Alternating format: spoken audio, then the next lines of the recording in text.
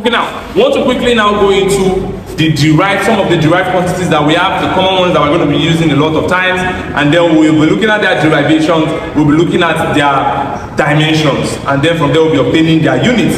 And I'll be showing you a relation between the different kind of units that we have for each quantities. JUPEB always bring out those kind of concepts, even Jamb always leverage on those kind of concepts when it comes to units similarities. Alright now. So here now we have quantity, so we are looking at the derived quantity in this column. We make columns, derived quantities, Here now I'll look at their derivation,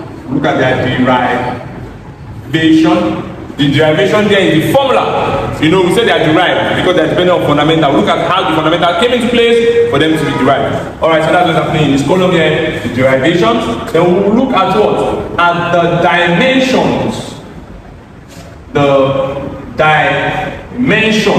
We'll look at the dimension, and here now we'll look at what? At the different units that can be obtained from them. Alright, very good. Now, I think I will draw my line here. Don't mind me, my hand might not be very straight, but I promise you, if you can pay rapt attention, you will understand the concept behind what we are doing here. Alright, good. Very good. Alright. Okay. Alright. Now, the first quantity I want us to talk about is area. So we have area. You know, area is just simply the region of space occupied. Are you getting now? The region of space that is occupied in the two-dimensional perspective. Are you getting now from different surfaces? So that area here now, one thing about them is it's just all about multiplying two lengths. So area is simply length times length. So the base structure I wish to expatiate on this is just imagine that you have a square, right? What is this? This is the length and this is the length. How do you get the area? Length times length. Because in rectangle you have length times breadth. Length times breadth is the area. Remember that length is simply a point, distance between 2 points. So that means even the breadth is the length also, because the distance between 2 points is just for the sake of differentiating the different axes. That's what makes them give the different name. A length is the length, a breadth is the length, a height is the length. Very important. So yeah, now we have derivation here, length, which gives you, you can say it gives us length square. It's very important for you to understand that in dimension, we're only going to be using mass, and how do we represent mass in dimension?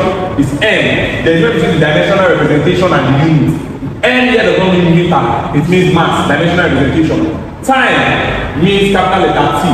And length means capital letter L. So dimensional representation just uses their first alphabet in cap block to represent it. So what am I trying to say here now? I'm trying to tell you now that since the derivation, from the derivation you know the dimension. Since the derivation shows length as length, what that is the representation of length. Length is represented as L, so I can come here and quickly write what? L times L again, and L times L should give us what?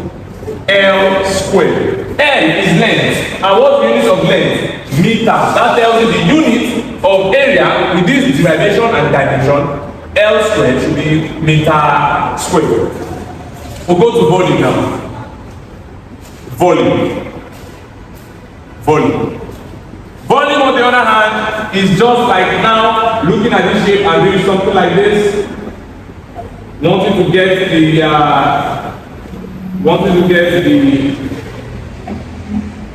the amount of substance that can be contained within the vessel. I get what I'm saying. So it's all about knowing what the floor area is and multiplying it by the height. That's like saying my normal length times breadth multiplied by the height now. But the three things are still length. So it's as good as saying volume is still length times another length again. I get it now. So in dimensional representation, length and length is simply all writing L times L, which will give us what? To give us L cubed. So therefore our unit is what? Meter cubed. Very direct. Number 3.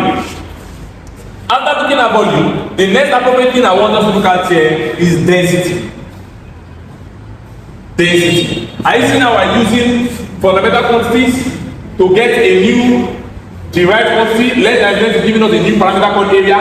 Multiply length 3 times giving you a new thing called volume. So all these people are coming from the derivation, from using fundamental quantities. Density now on its own now is simply what? Is simply mass over volume. This is where it gets a bit more interesting. Mass now, we know that if we want to come here and do a bit of work, we know that mass is M, volume is LQ, right? Because we said mass over volume. We've seen here that volume is LQ in terms of dimension. And in mass, when you have A, or when you have 1 over B squared or Bn, the same thing as what? B raised to the power minus n. That means you bring that thing up, it become minus. So if I want to bring this L up, it's going to become what? ML raised to the power minus 3. That's it there. So that's what we're having here. We're having M all over L3, which should now be equal to what? Should now be equal to ML raised to the power minus 3. In terms of units, what will that be? You can see now that M is mass. Remember, mass is kilogram, time is second. So what will I be having? I'll be having kilogram, I'll be having L cube, which is what? Meter cube. So that means our unit of density with this dimension should be what? Kilogram per meter cube. Very, very simple. Kilogram per meter cube. Let's move further again. We now have another one again that we call velocity. Velocity. Yes, this velocity are the same dimension with speed. They are not definitively the same, but they are dimensionally the same. Good. And what is that? We are simply looking at displacement when you are talking about in terms of velocity, or you call it distance if you are looking at it in terms of speed. Any of them divided by time. Now the question there is that displacement is the length, is the distance moved in a specific direction, the shortest distance covered in a given direction. I get that distance also length between 2 points, so both of them are still length. So yeah, I'm just saying that if you are not using displacement over time, you use distance over time. Displacement over time is velocity, distance over time is speed. Good. Now, how can we represent it here in dimension? They are both length, so we can say length over what? Over time t, which is the same thing as what? Use the application here. This t has 1 here, that's LT. Since I'm raising that t up, it will be turning this 1 to minus 1. This power minus 1. What will be our unit? Length is what? Meters, and time is what? Second per 1. Very, very, very simple. And that's our velocity. Now we'll go to the next one now where we have acceleration. Acceleration here on the other hand is what? Acceleration is change in velocity. Change in velocity over what? Over time, which you can say the rate of change in velocity. When you use the word rate in anything, you have already divided it by time. You have already put it in a power function of time. Alright now, so what are we having here now? Change in velocity. Remember, we've gotten the dimension of velocity, so I can easily write it here. Velocity is LT raised to the power minus 1. That's change in velocity. Velocity is LT raised to the power minus 1 divided by who? Time. Another time again. So this thing here should give us what? Look at something here. Look at something here, the renovers. You have LT raised to the power minus 1 all over T. What will that be? That will give you LT raised to the power minus 1. What I tell you about this thing here, the same thing as raising it up again. That you have another minus 1. T minus 1 and T minus 1 gives you T minus 2. Let me remind you of something. In indices, A raised to the power of n times A raised to the power of n is equal to what? Or A raised to the power of n times A raised to the power of n is equal to what? A raised to the power of n plus n. In this case, that's what we're having here again. We're having T raised to the power of minus 1 times T raised to the power of minus 1. That will give me what? T raised to the power of minus 1 plus minus 1. Plus minus is minus, so we're having what? T raised to the power of minus 1 minus 1, and that gives me minus 2. And that's what we're having here. We're having LT raised to the power of minus 2. Represent that in unit making use of their dimensional representation. We are going to be having M raised to MS raised to the power of minus 2. That's M, that's what you have here, and T, that's what you have here second. Very, very simple, no complications, very direct. Now we go to the next one. And what's that? Let's look at energy. Energy. And this energy is still going to be equivalent to what you call work. Yes. Either I call it energy or you call work. Even before we do energy, let's look at force. Because we need force immediately. Force. What's the dimension of force? Force is what? Mass times acceleration. Now, as physics student, all this derivation you should know it. You should know it. You are going to be using it. In fact, that is your foundation. How solid your foundation is going to be is your ability to know all these derivations. Very, very well. You need to know it. When they call upon you anytime, you are calling those derivations. Now, mass times what? Mass times acceleration. What do we now have from here now? Mass is m, we know is the fundamental quantity direct, times what's your acceleration? We just did acceleration and it gave us LT minus 2. Combining these two things together, we have MLT minus 2. Somebody help me with the units now. Mass with what? Kilogram. And length with what? Meters. And time with what? Second per 2. But remember, we know that Newton force is also measured in what?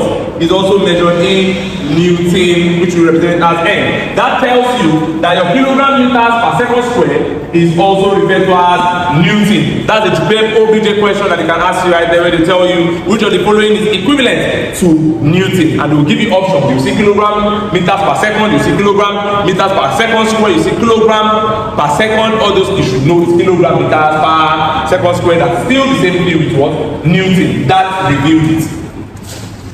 Let's now look at another one again.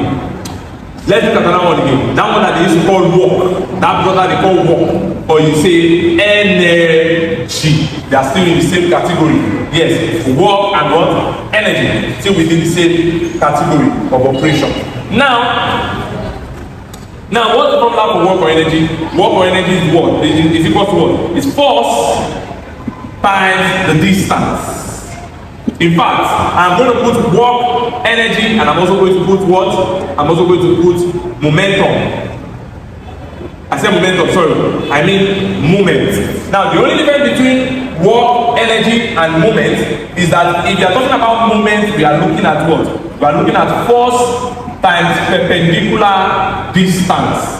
Force times perpendicular distance. They are still the same. Because whether you are perpendicular distance or distance, dimensionally, you are the same thing. Are you getting what I'm saying now? Because dimension is only looking at what you represent, the basis of what you represent. Are you a distance? You are length. Are you perpendicular distance? You are still length, bro. You understand that kind of thing? So force now times distance. What do we have? We just calculated force. The dimension of force is MLT minus 2. And what do we say the dimension of distance? Distance L. When you multiply this thing now, you're having L here, you're having another L here, that's L squared. So this becomes L squared, then T minus 2. Somebody help me with the units right here. The unit now reveals from the dimension that what? That the unit of moment or work done or energy is still the same thing as mass, which is kilogram, length, which is meter squared, you know, length squared, meter squared, and time is second per 2. Now we know from what we are seeing in this place, two places now, we know that we can show something from here. Very, very important, valid, very valid. And what's that? That MLT per 2, which is force, we've been able to say that that guy is called Newton. So we can come here and say that another way to represent this brother here is call it Newton. Newton what? You can see this is Newton here, and this one is meter. So you can call it Newton meter. Bro, you can even see that from here it's observable, because the only difference between these units and these units is that you multiply another length meter to this one to make it meter square. You can see that. So it's just this one multiplied by meter. That's like saying Newton multiplied by meter, because this guy is called Newton. Now that now tells you the third. That now gives you an inspo of what the third relationship of this guy should be. Now that we know Newton meter, another thing you should know that this Newton meter is called joules, J. So it means that work done or energy have three possible units that are equivalent. Either you call it kilogram meter square per second square, or you call it Newton meter, or you call it joules. These are Jupeb standard questions. Jamb questions also in OBJ. Very, very important.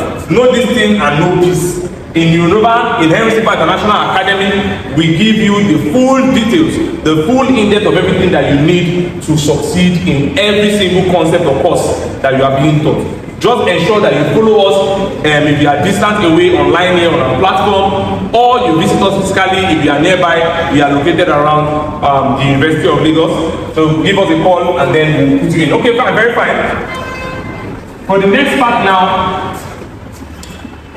we have another parameter I want us to look at here. And now before I go to that one, this force here, they can represent it as tension. Tension is also a force. Tension is also a force. Now there are some tricky places you now see things like surface tension. Surface tension.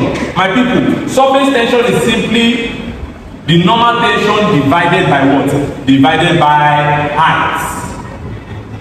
So, you know, you are looking at only the tension at the surface, the tension that is not going through a particular height. So, it's just at the surface. So, what do you think that should be here? Where is our normal tension? That is this guy that is here, I mean, MLT minus 2. Normal tension, that is normal force.